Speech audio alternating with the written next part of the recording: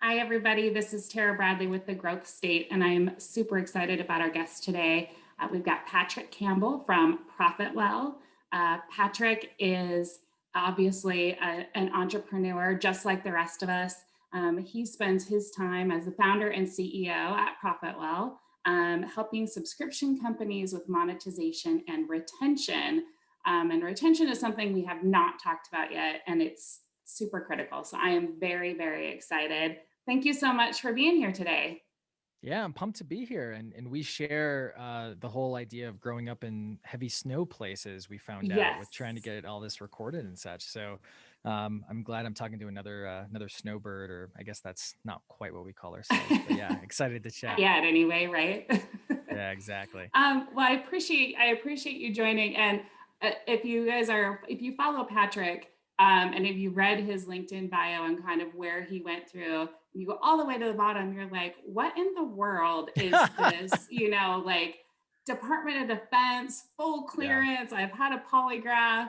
So Yeah. the first question I'm gonna ask you is, we all as entrepreneurs have had some pain point in our life where we're like, that Mm. sucked. I don't want to do that again, and we kind of say, okay, we're going to go down this path. And so, with your background and that one little blip in your resume, I got to know, like, how did you get Yeah. here? What was the process, and what's that pain point that kind of pushed you out of the Yeah. Department of Defense, I guess, and Yeah. into monetization retention? Yeah, so that's it's not quite the pain point. I actually loved working. So I worked in the intelligence community, so it technically wasn't the Department of Defense, but that's what they tell you to put on, your LinkedIn. I worked for one of the I can tell you, I worked for the NSA, so it's not a huge secret, but it's yeah, it was probably one of the most fulfilling jobs I've ever had, and maybe the most fulfilling job I will have, even compared to entrepreneurship, which is extremely fulfilling. But my whole mindset, and I come from a very blue collar family. I grew up in Wisconsin, and the whole idea of oh, you're going to go to college, and then you want to find like a very honorable slash very safe career, right?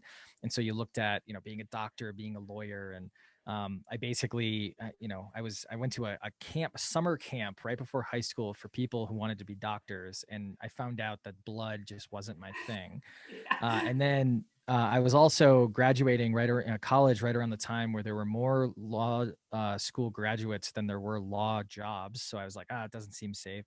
But I also wanted to kind of save the world in some way, and so did all my internships in DC, and then got recruited to go work in the intelligence community. And the pain point there, although it's not kind of the broader pain point in life, was, I thought, being a young punk ambitious kid, right? And you're going and working for the government. It's Right. great, but it's also, oh, everything moves so slowly. Your learning curves go in fits and starts. And I was very fortunate that I had a little bit of entrepreneurship kind of mindset in me, and I was like, oh, I want to go somewhere else. I want to go to something faster. So I thought, oh, this tech company named Google, they have 30,000 people. So they still must be like not a bureaucracy because they're tech. And of course, it was a big bureaucracy. And that's what kind of led me through my own hubris, basically going to smaller and smaller companies until it was just me, and then building a company. We're now about 75 folks, and bootstrapped out of Boston, Salt Lake City, and Argentina. So, yeah, that's like the quick version of the story, if that makes sense. That's awesome. Well, it was the thing that caught my eye when I started doing my research. But the thing that got me excited and wanted to have you as part of this summit was an article I read, and I should have written down the title, but it was something to the effect that churn is essentially going to kill your business if you Mm, if you don't pay attention to it as you're trying to scale. And I think it's such an important topic that people talk yeah. about way too late, and I think they don't even understand, or at least it's been my experience when I've come in and I've looked at it. I said, talk to me about your churn. They're like, what do you mean? Yeah. Like how many clients are you talking revenue? And it's and it always depends, right? It's a different Mm. conversation with every group. How do you kind of explain churn to a new client or a new partner and say, we got to look at it this way, this is the only way that makes sense? Or is it Yeah. really variable depending on the business? It's probably a little bit variable. I think the underpinning is no matter your business, and even if you're not a subscription or a SaaS company, which I know most listeners are, your business doesn't really work unless you end up getting repeat customers in some way, right?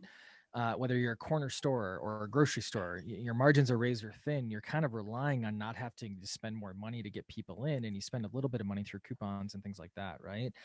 In a subscription business, it's you have an advantage because it's baked directly into how you make money. Like it's not like you have to re-win that business in a very direct way every month. Instead, it's kind of already a given, but you have to make sure you keep that customer, right? And I think that what I always struggle with is, but so many founders and executives, they get caught up in this single move game, right? Where it's just like acquire customer, acquire customer, acquire customer. And that's important, right? When you're starting from zero. But what you realize is that everything compounds, and that cuts both ways. It's amazing for a subscription business, but it's really hard to get to 10 million, let alone beyond, if most of your customers are leaving every single month, right? That you worked so hard to basically get them. And so the long story short, I mean, that's the biggest thing is you have to understand there's three major growth levers in a business: acquiring customers, monetizing them, and retaining them. If you only focus on the first one, which is diminishing in its kind of power, you end up missing out on major other areas of growth, like keeping those customers around and also monetizing them better. And I love that, and that you kind of break it up that way, you know, that they really have to think, because I think so many people, they think of their revenue model, even if they're a SaaS company, it's like, well, it's just subscription, right? I just need to Yeah. focus on the subscription. But you know, that retention is such a huge piece, and that, you know, leads to different revenue streams. When you get another product, it's share of wallet, and what does that look like? And I think so many people, they get into it and it's sales, sales, sales, and they wait till they get to 8 or 10 million, and they're like, oh, we should have an account management strategy. Like we should Yeah. maybe think about hiring people to take care of our clients. And I don't know about you, but I think it's one of the hardest hires in that whole kind of trajectory is who's the leader that's going to run, you know, kind of the Yeah. care and feeding of our clients. How do you explain that to a group that maybe hasn't made that investment yet? Like, hey, Yeah. we define churn. Now we got to identify how you're going to take care of it. Totally. I think this is the reason it's so hard is because we don't break it down. And what I mean by that is we're like, oh, keeping customers and growing customers. Let's just put that into one big bucket and just here you go, someone take care of it, right? And the issue is that when you think about canceled customers, churn, there's a large portion of that that is extremely contingent on your product and extremely contingent on how you present your product the first time onboarding the continual value. And so what I would say is that if your active cancellations, meaning people choosing to hit a button and say, I don't want to use your product anymore, giving you a phone call or an email, if that is not under control, and under control meaning you know why it's happening and you look at those reasons, and sometimes it's okay, they just weren't the right fit, those types of things, but actually not the right fit, not you rationalizing in your Right. founder brain, Yeah. right? If that's not under control, your product team or whoever controls product or the core experience, they need to work on that right now, and that's their highest priority. Not new features, not new functionality, just that is their highest priority. And then once that's done, the scoping down of who this hire is super important, because a human being doing different kind of service or doing different kind of communication, they're not going to solve that part of your churn that your product team is supposed to solve. And so what I always tell people is like, hey, is this person going to have a quota?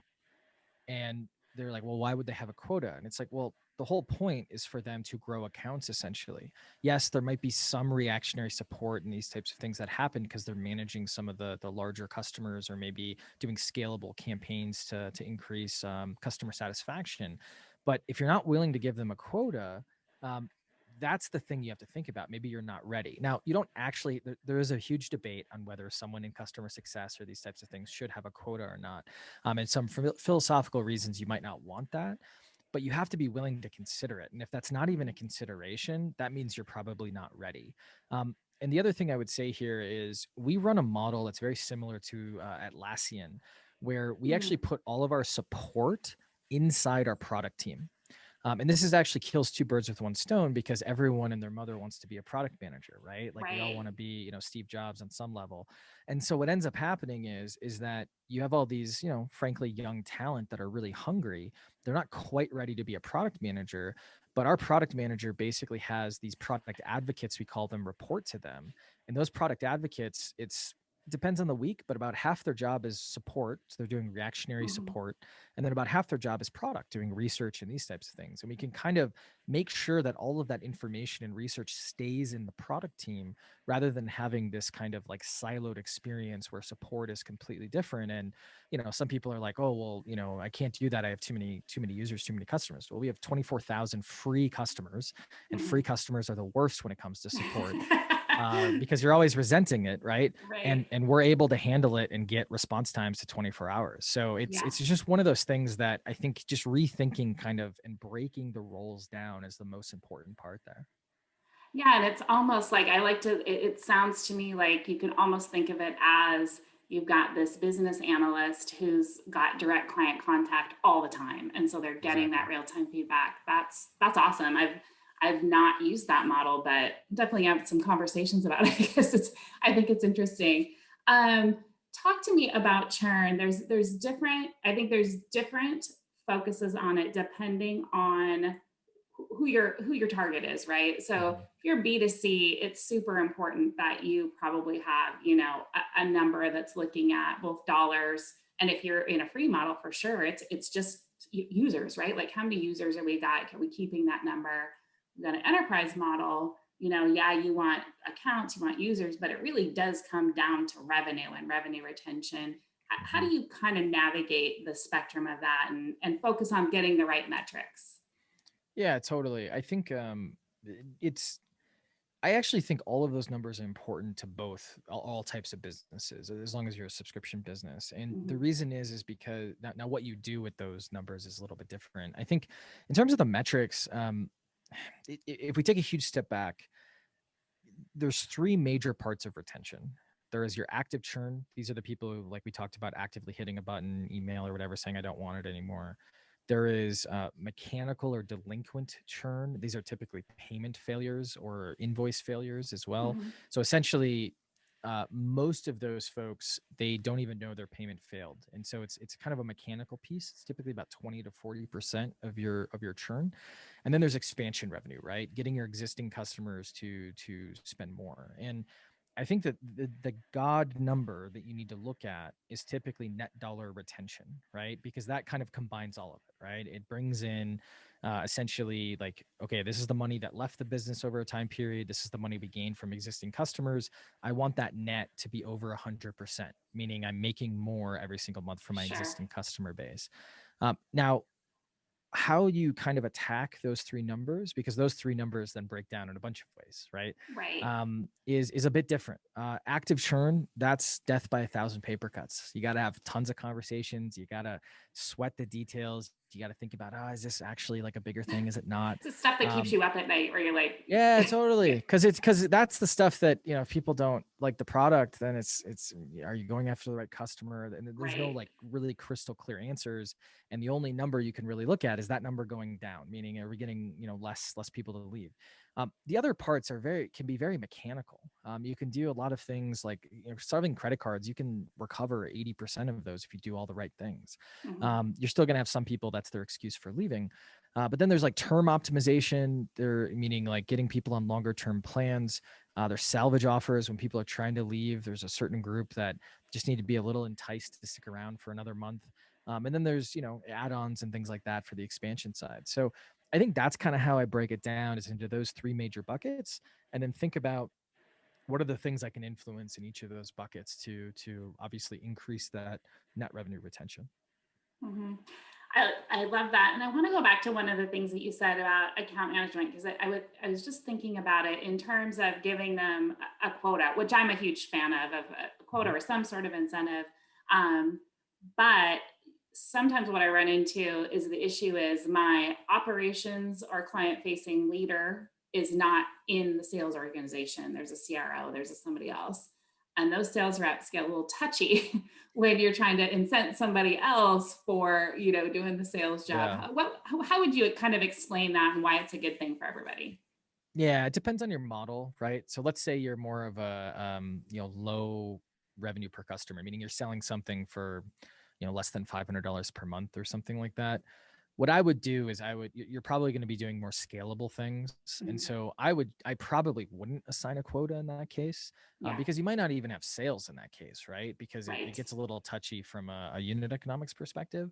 And so, it might be like a traditional marketer kind of has a number, and then maybe you're actually giving product in some way a number. Now, they're probably not having a quota, they're having more of a goal, and the difference is Right. obviously they're not paid on it. Yeah. And there it just comes down to tracking and optimizing, right? Now if you go a little bit higher, which is probably a little bit more where your question is, I think what you want to do is, I'm a big fan of making sure that that customer success organization actually reports to the CRO and the revenue side of the business with kind of a dotted line, if you will, into product, Mhm. because that means that they're part of the revenue organization. The expectation is revenue, but they do have kind of a checks and balance with product, and maybe product is actually kind of approving or has input on the campaigns and the type of things that they're doing, because they're also going to work really closely with product, assuming those customers are some of the important customers, because there's going to be all kinds of requests, and we got to loop in someone for this and that. Now in terms of the sales folks, I don't know. I think sales folks, they get a little touchy. They get a little, oh, this is my territory, these types of things. And I'm okay with that. But we're talking about customers that have already been closed, right? Right. And so there's a world where you essentially take that quota and that customer, and they're no longer the salesperson's customer, right? So for Right. us, once a customer has been a customer for 3 months, um, the salesperson is, they help with anything that comes up, but they no longer receive quota for that customer and any expansion revenue that comes in. And we did 3 months because there's a chance that that relationship can still add to upsells or selling another Mhm. product and these types of things. So that's kind of how we do it. And that just comes down to however you structured your organization, your operations, just looking at the incentives of each, doing what kind of makes sense from a logical perspective. But I think getting alignment with a revenue organization, that's the only real way to do a quota, because if they do that and they report to product shouldn't be really aligned to a revenue kind of goal. And then it just gets misaligned incentives, and that just, whenever there's misaligned incentives, just good recipe for frustration. Right, right. And focusing on the wrong thing, right? Like Yeah, letting totally. the dollars lead you to where, yeah, for sure. I want to jump from there into the revenue model because I think one of the big mistakes that entrepreneurs who jump into particularly in a SaaS model, we see it in other groups as well, is that get really colluded when it comes to their revenue model. They Mm. will say, oh, we're doing a per user, and they end up doing something completely different, or they will change it with every client they talk to, and pretty Yeah. soon they only have one product, but they have a price book that has 40 items in it because they Yeah. can't get clear on their rev model. Yeah. You got to pick something. Uh, Yeah. so what I mean by that is, so the value or pricing metric that you're talking, that's kind of how you charge per user, per Mhm. 100 visits, per thousand whatever's. It is one of the most important things when it comes to monetization. If there's, we have a product that helps with SaaS and subscription pricing, and this is the one, like, you get this right, everything else can kind of be wrong, and you'll do okay.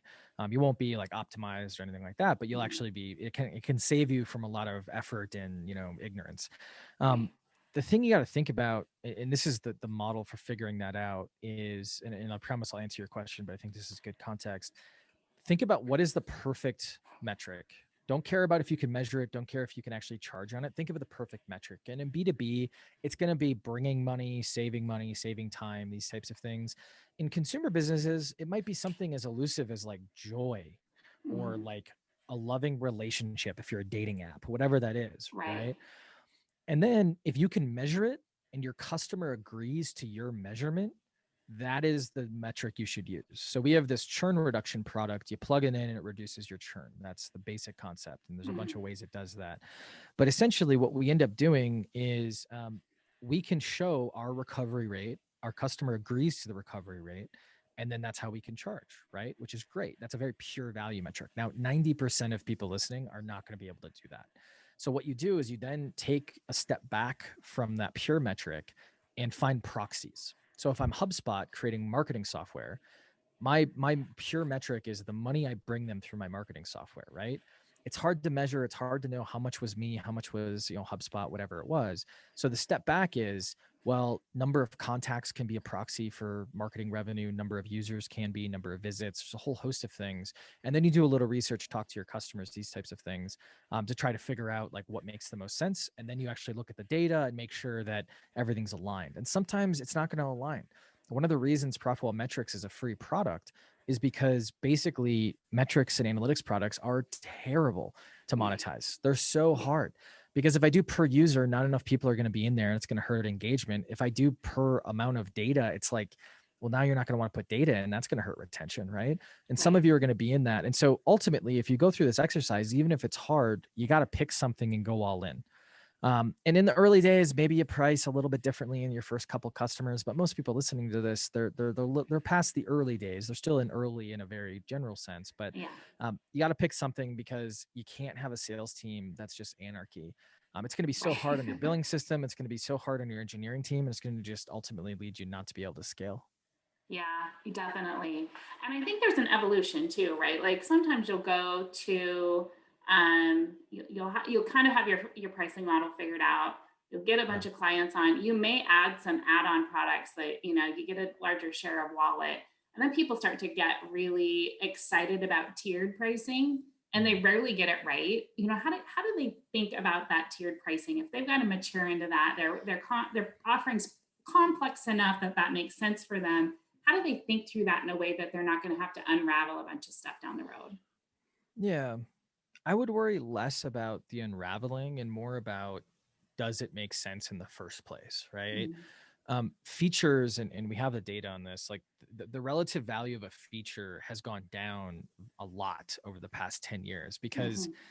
it's getting easier and easier for all us to build stuff. And this is why there's more competitors than ever. And, throw in the fact that marketing channels are getting denser and denser and everything's hard, right? Right. 10 years ago, we might not do like a summit like this because it would be easier just to do some cold email and send some ads, right? Right. But now you got to build like content, you got to build brand, and all these things are more important. And I think it's for the better because this is quality, right? And it's not just a superficial kind of ad. You're actually getting quality content. But I think because of that market, features have become some of these things where you don't want to nickel and dime your users for something that isn't really driving that much actual willingness to pay or value. So Salesforce is kind of the perfect example of the old world. If you look at Mm-hmm. Salesforce's CRM pricing, one, the pricing page is insane because it's like 20 years, of features, and Yeah. they have stuff like you can buy the lowest tier that gives you API access, but you don't get any actual calls on that API unless you're in the next tier, which makes no sense, right? Right. An API is useless if you don't have any data flowing through it, right? Yeah. So there's stuff like that that just is very old school and doesn't work anymore. And so what I recommend to folks is nail your value metric and then think about, are there actual features that if I was using more of a value metric, let's say I had 12 users rather than 5, is there a feature that naturally I would already want? And even though I'm paying more, I would feel like, I'm getting more and I'm paying more, which is totally fine. That's a really important question. And then kind of the next question from there is, are the people in this tier or this group that is buying this product, are more than 40% of them going to use that feature? Mm-hmm. If the answer is no, and this is a heuristic we found through data, you should pull that feature out and either offer it to everybody and see if more than 40% of everybody's going to use it, because that's a good sign it's in the wrong tier. But if not more than 40% of people are going to use it, that should be an add on. And add-ons are one of the most underutilized behind value metrics. It's one of the most underutilized pricing metrics or pricing mechanics. And it's so much better for like to sell priority support to people for an extra 20% per month, mainly because they're more than willing to pay for it. And so that's the thing you have to think about with features is I'm okay unraveling because things end up, evolving over time. Like that feature that was the reason people bought, everyone else Mm-hmm. has it now. And so maybe it's not, but it's more about being very thoughtful about why you put a feature in a tier versus another tier, and then why you put it in a tier at all versus offering it to everyone or pulling it out and making it add on. Mm-hmm. So if I hear what you're saying, it's really each tier would have its own value metric, right? Like they would, what's important to this tier might have a value metric, and then it's possible that the next tier up may have a different value metric, and that's why they're, possibly using a different feature set. Yeah, I think it's more I don't think the metric changes. I think if you're Okay, doing per user, it's per user for everybody. Now, sure. there is a world, just to be fully intellectually honest up front, is that like you have a low end version of your product that's self-serve, that's charged one way, and then when you get in Yeah, the enterprise and everyone gets on the phone, that might be a different way, but that's relatively rare. Normally sure. just the number or the amount of numbers change.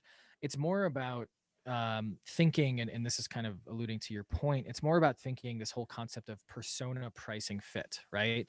If you're having a tier, that should align to a segment of the market you're going after, and Hmm. that segment cares about different things, right? If it's $100 million plus company that you're selling to, SLAs, security, cyber insurance, all these different things like that have nothing to do with your product, they're still going to care about those things, right? Right. The mid-market person, they might want analytics, whereas the down market person might not. So it's thinking about those different kind of personas, ideal customer profiles, however, whatever framework you want to use, and aligning that value. Because at the end of the day, if you think about your pricing, everything you're doing is driving to that point of conversion, whether it's on a page or on a phone call or on a deck, or justifying the product or the price. So you have to know who those people are to intelligently set up your pricing, your retention, let alone your actual marketing funnels in even a somewhat efficient manner. Yeah, that definitely makes sense. Well, I know we're getting to the end of time here, but if anybody doesn't follow you, um, I definitely recommend you do that. Follow Patrick, but he's got I wouldn't call it a podcast. It's a segment. It's video always, and I think it's called Pricing Page Teardown. Is that what it's called? Yeah. So we have this is actually something interesting. We actually we built a network, a media network for subscription companies. Okay. And super niche basically. So we have a bunch of shows. So we have Pricing Page Teardown. It's a video series. Each episode's probably about 10 to 20 minutes long. Hmm. And we collect a bunch of data from the market and we basically, tear down that person's pricing. So most of the time it's like larger companies that you've heard of. Yeah. But then we do some startups. Then we have other shows on retention. We have traditional audio podcasts, things like that. But yeah, if you just follow me or add me on LinkedIn, Patrick Campbell, most of the stuff gets posted there. So it's a good place to find it. They're great. They're very real, which I love. I love to watch that content that's can be a little controversial, and it's like, hey, let's just, and it is a teardown for sure, which I think everybody can learn from. Patrick, We're always if people want respectful. to work, oh, go ahead. We're always respectful though. Don't worry. Yes, Yeah. yes, definitely respectful. But if people want to work with you or they want to get connected with ProfitWell, what's the best way to do that? Yeah, totally. So I'm just Patrick at profitwell.com. Feel free to send an email if you want any of the data or anything that I referenced. We write a lot on this. We publish a lot of content. And so if you have a question, we probably have some data or written something on it. So happy to kind of start your journey with us. Perfect. Perfect. Well, I appreciate you so much taking the time today, and Absolutely. uh, wintry probably where you're at too. And we it took us a little bit of time, Patrick and I, to get connected with snowstorms and power outages and everything else. All So types of things. um, I appreciate your time, and I look forward to chatting with you again. Yeah. Thanks as well. Have a good rest of your day.